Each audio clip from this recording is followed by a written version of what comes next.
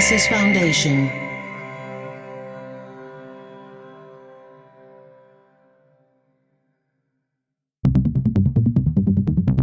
Dublab.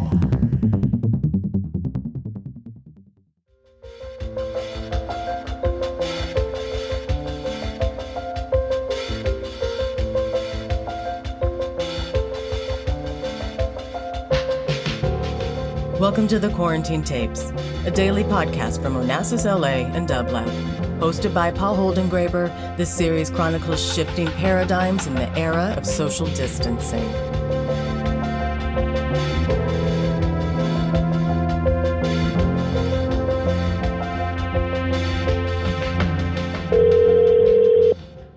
Hello, this is Nik. Hello, Nik Hlady. This is Paul Holdengräber calling you from the Quarantine Tapes. I'm so pleased that you could take my call this evening. Thank you so very much. Hey, you're very welcome, Paul. Thanks for reaching out. I'm really excited to speak with you this evening. Likewise. Tell me where I find you at this moment and how you've been living your quarantine.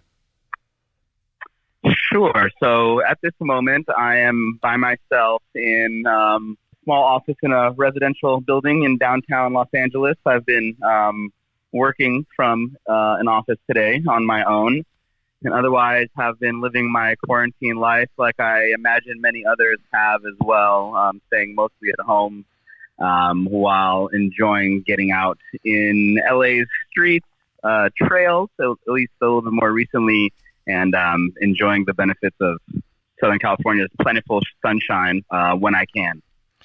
When you say you're in an office downtown, what kind of work do you have there? If you could tell our listeners what kind of work you do. Sure. So I'm an urban planner. I work for a small consulting firm, small planning consulting firm, a permit expediter, if you will. This firm focuses on a lot of hospitality based projects, so hotels, bars, restaurants, also housing, and a lot of adaptive reuse projects, meaning those that reuse historic buildings to serve a new purpose, like a lot of downtown LA buildings are. So I'm a urban planner by day, and then I also am a electronic music producer and DJ. So by night you wear another hat, as it were, and then you're part of a group called Lana, which is the Los Angeles Nightlife Alliance. And I'd love you to tell us what this alliance is and what Lana's mission is before the pandemic, now during, and hopefully after the pandemic. Sure, happily. So the Los Angeles Nightlife Alliance, or Lana, is a community-based organization that advocates for and convenes Los Angeles independent nightlife community. I could trace back the origination of our group to late 2018, early 2019, where a number of individuals who were active and had various roles in LA's nightlife scene began convening, having taken inspiration from places like London, Amsterdam, Berlin, Paris, and even San Francisco, New York, places that had formed or were beginning to form either governmental or sort of quasi-private governmental organizations that would focus on and advocate for nightlife in a more formal capacity. So in a lot of places, these are referred to night mayors or night czars. In New York, you have the Office of Nightlife that's under the economic development wing of the mayor's office. And as we were looking around Los Angeles, we were realizing that nothing like we didn't really see that anything like that existed. So we kind of started where we could by convening and organizing our community, independent nightlife community. A lot of us came from, I would say, the techno and house music scenes, but our ranks have grown and diversified as well. The mission of the organization is to sort of community organize amongst ourselves. We do a lot of events, whether those are special trainings or panel discussions, sort of town hall type based events, to sort of organize and then advocate on behalf of the independent nightlife community to the city government and others in order to address issues that we see as basically those that create and participate in nightlife in Los Angeles. Why was it necessary to create this group? You said at one moment that Los Angeles didn't have it, so you saw a necessity. And what is that necessity? And well, I think Los Angeles's nightlife is unique in some ways in that a lot of the sort of most vital and vibrant nightlife activity is as far as we see it, takes place in basically unsanctioned type spaces. So I'm referring to warehouse parties, loft parties. And that's by necessity. There are rules and regulations in Los Angeles, that make it difficult to conduct what we would think are really sort of robust and vital and vibrant nightlife totally within the rules, I guess. We also kind of had a sense that there was sort of a lag or a delay in sort of the broader recognition of nightlife as something that could be considered vitally important culture to the city of LA. I mean, LA has a lot of culture-driven economy from, of course, the movies, fashion, music as well. But we felt that there wasn't a voice for sort of independent nightlife that we saw thriving across the Southland every weekend, but it didn't really seem to have any sort of unified voice or representation, particularly one that could influence how policies and regulations are sort of shaped and continue to evolve here in LA. So that's where the mayors come in. Right. And that's why we also wanted to sort of get organized as a group to identify what the priorities and the needs of Los Angeles independent nightlife were, so that we could sort of present and continue to present a unified voice and unified front to city government, to local city government is what our focus is. What was your last night out before? That's a good question. Yeah, it's a question that has come to that I've spoken about with a few guests, most notoriously with Linnell George, who so much remembers that last night out. Partly because what she saw has been heightened in some way because it's the last time she could be with a group of people. Describe it to me. Bring me back. Sure. Tell me tell me the date, first of all. Do you remember it? I actually have been asking this question to a lot of my friends. I think it kind of evokes some resonant and warm feelings, some warm nostalgic feelings, as well as some sadness in that we cannot participate in this joyful activity that many of us love so much. So my last night out was it must have been the first weekend in March. Some DJs, and they're called Chaos in the CBD, were playing a warehouse party on either a Friday or a Saturday night, and it was a cracking party. I would say it was maybe 300, 400 people in a warehouse space that's familiar to a lot of sort of regular nightlife goers, and it was a fun big party that went late into the night, and it was a pleasure to see folks who are my close friends DJing. And the crowd enjoying it. So it was definitely I would consider it an above average party and an above average night, even not knowing that it would be my last night. You didn't suspect it would have been around the 7th or 8th of March or the 15th of March?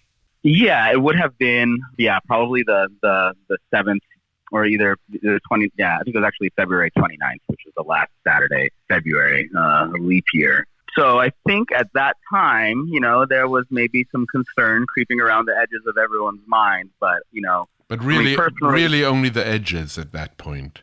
Yeah, I would say the picture became much more clear over the next couple of weeks, and then, as you know, in the middle of March, the conditions changed drastically.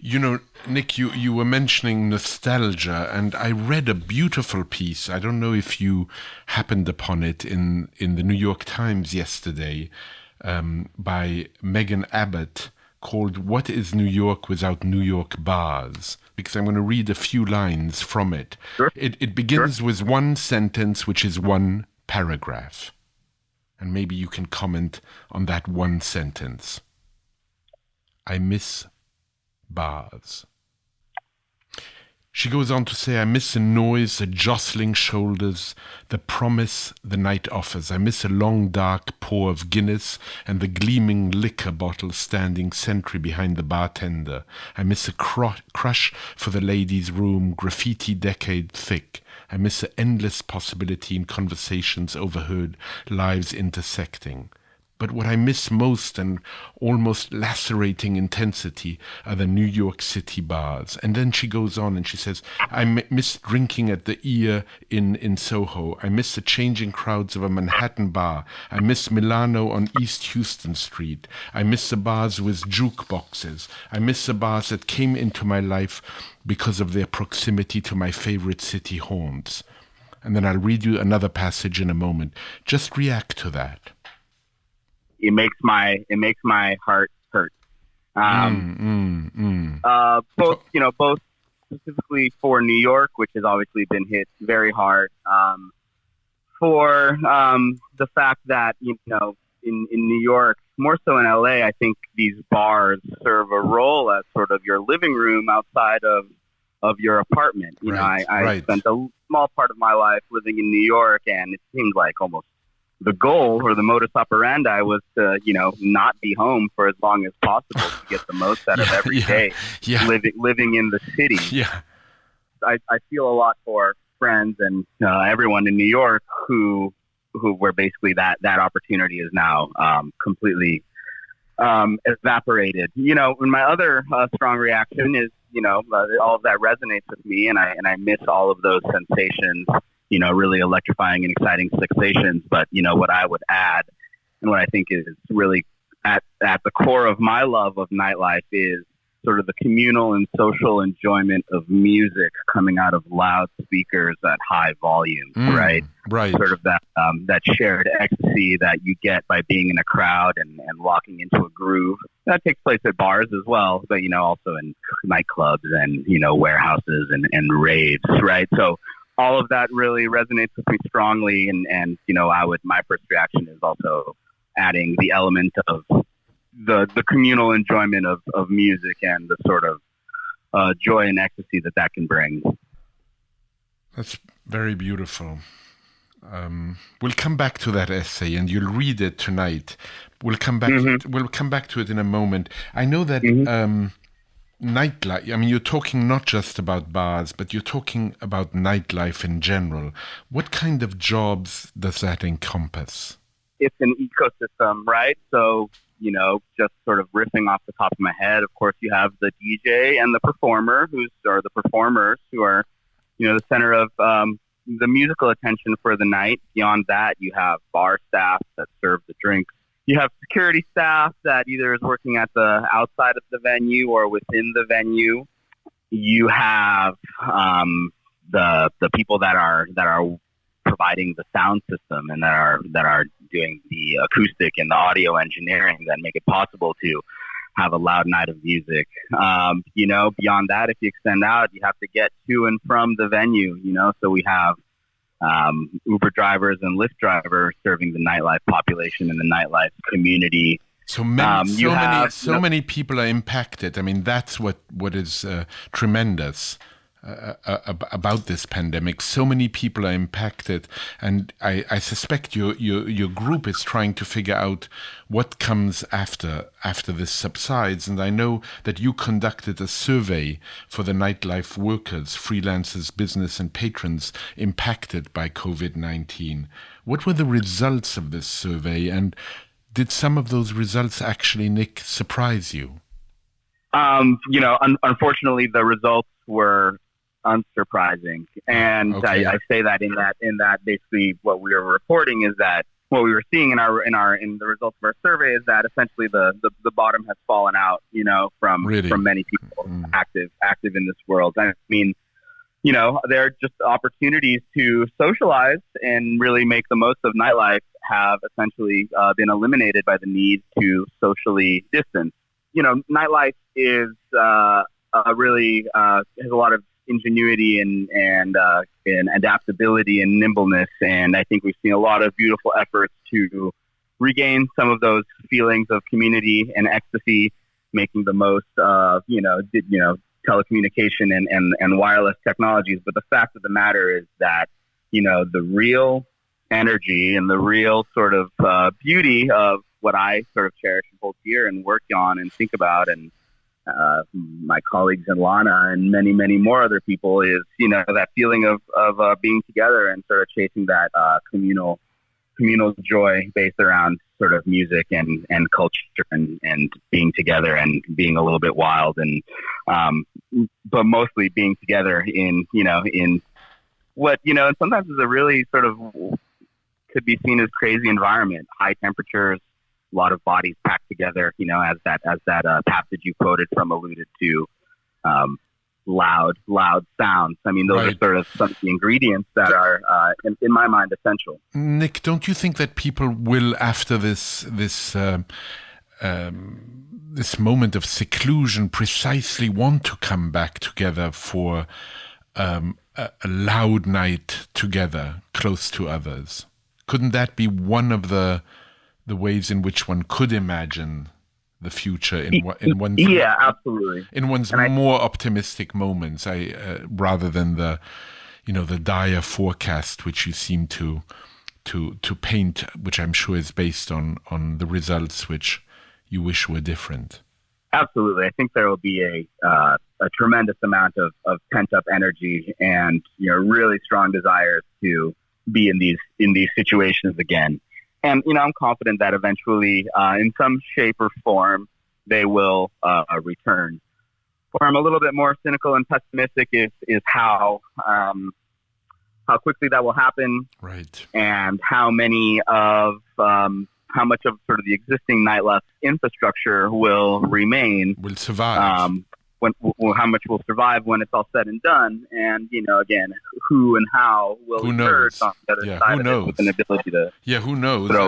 And you were mentioning that Lana has connections now with other cities. You went as far as Berlin and elsewhere, London.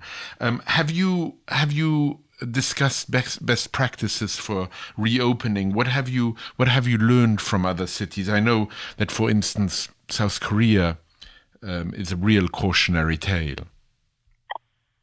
Yeah, so there is sort of a budding network and cottage industry of folks like myself, and the nightmare of Amsterdam, and the Club Commission in Berlin, the Office of Nightlife in New York City, and that I'm part of a free-flowing WhatsApp conversation with a lot of people where there are constant updates on how all these various places across the world are dealing with opening back up.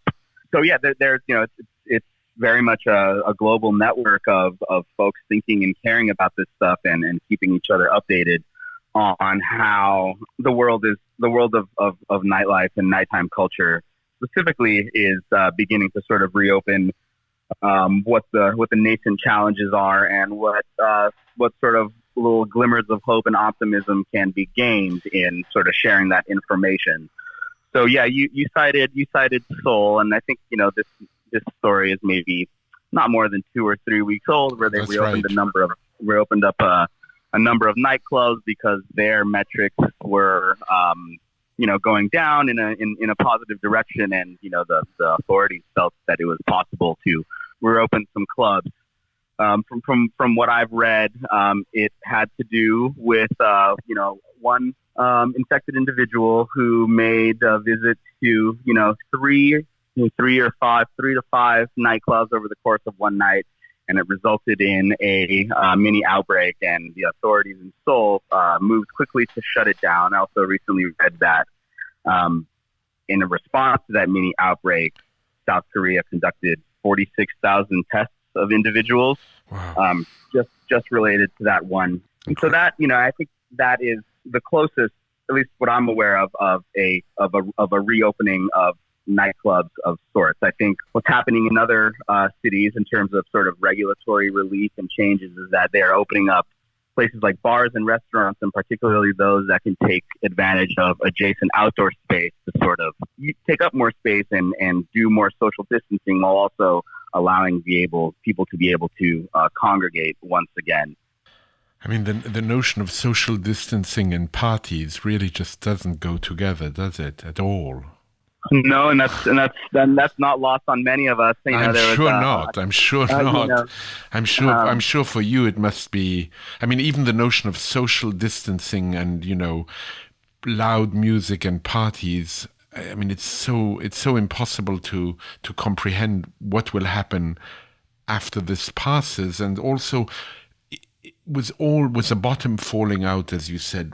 What will come in its place? And I imagine that you must be worried about those places that used to be bars that might become something else, and might, the progress of gentrification, as it were, is worrisome in this context. Yeah, absolutely. I think it kind of goes both ways, right? Once you give someone a permit or permission to start doing something in a space, I mean, that's what I do as a planner, is get permissions to conduct certain activities in certain spaces. It's hard to take away, but I think also, the other way that it goes is that in a world of highly financialized real estate that is worth more and more in dense urban centers like Los Angeles. Right. At least it used to be worth more and more, prior to the pandemic. I think that's another sort of broader topic, how our cities will resume, or how our cities will go back to functioning as cities.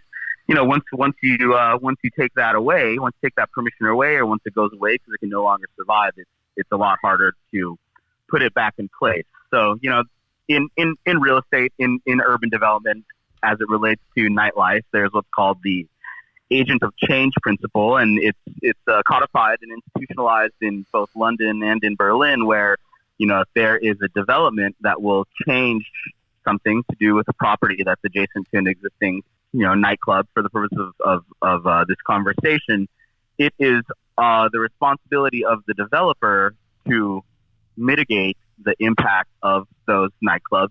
The biggest impact is the noise, of course, from the new residents, because I think there were just too many stories of apartment buildings opening near nightclubs, and sort of a slow death by 1,000 cuts for these nightclubs, as they had to contend with noise complaints and coexisting with residential uses. I mean, I think a lot of nightclubs are purposely located in places away from residences, whether that be, formerly vibrant downtown core areas, warehouse, loft type districts, right? I mean, a lot of these places are located away from residences because they do have externalities and impacts. That's a concept that is recognized. This article, which I just can't wait for you to read, by Megan Abbott, what is New York without New York bars? There's one paragraph which really spoke to me, where she writes the following: "In this precarious moment, the bars I find myself missing most are those that transport me to the past, to New York City of 30 years ago, 50 years ago, 100 years ago or more.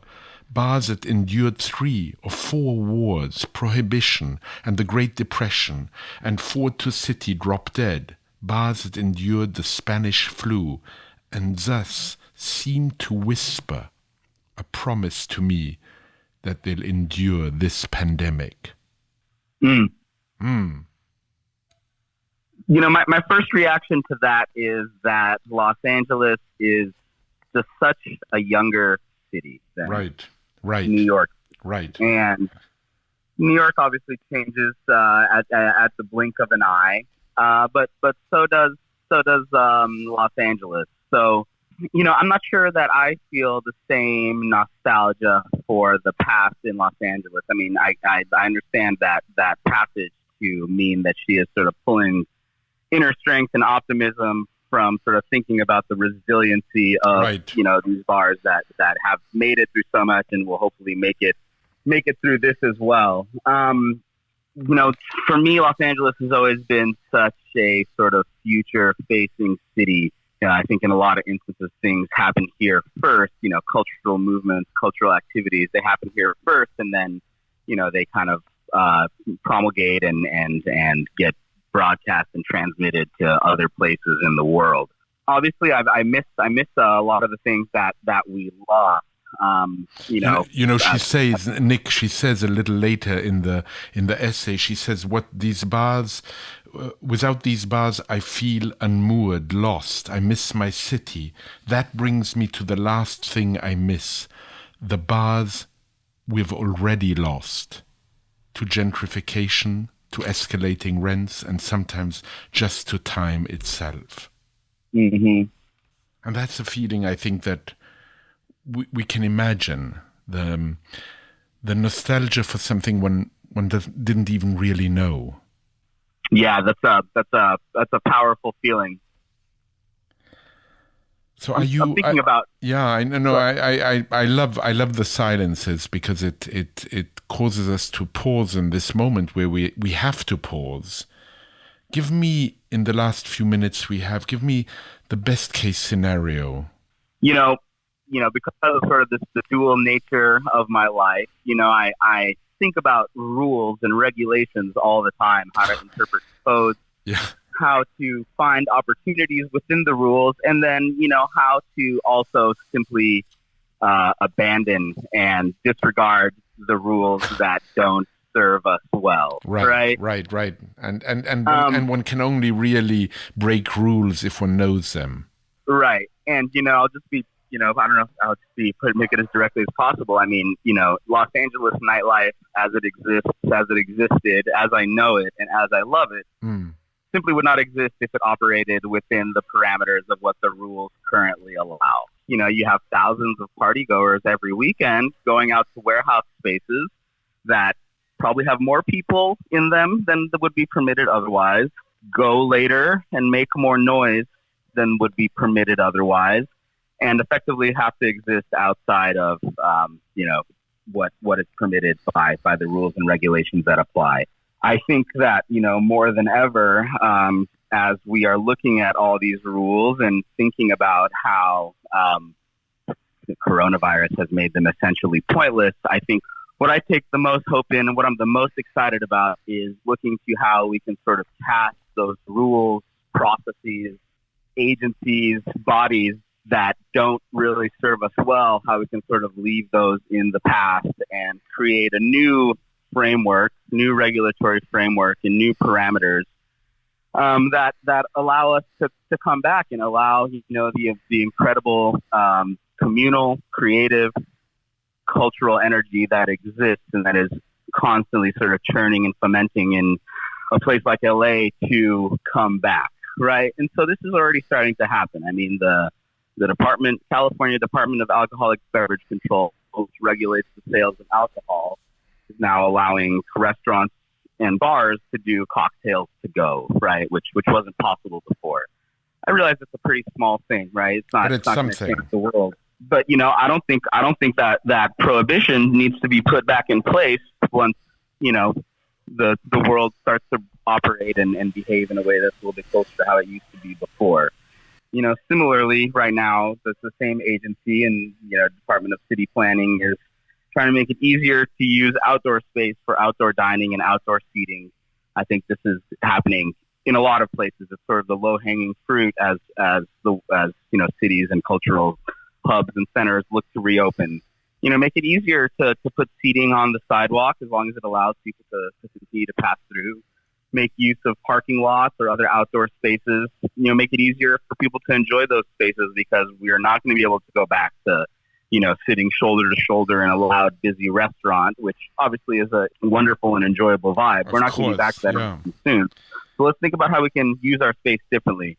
Similar with, closing streets, streets to car traffic to create more space. I mean, LA is notoriously park poor, right? So use the public space a little bit better. Well, let's hope that the pandemic is in a way an invitation for us to think differently, and perhaps a portal to a new kind of way of congregating in a city like Los Angeles. Nik, it's been a pleasure to speak to you, and I hope someday to party with you in a very loud space, something I've done very little in my life, but maybe now is the time. And I feel like with you I might have the best guide. Time to think about things differently, Paul. Absolutely. And to have a good guide in the city to party is something I relish. Thank you so much. It would be my absolute pleasure, Paul, and this conversation was too. Thank you very, very much. Take good care of yourself. You as well, Paul. Enjoy your night. Bye. Bye-bye.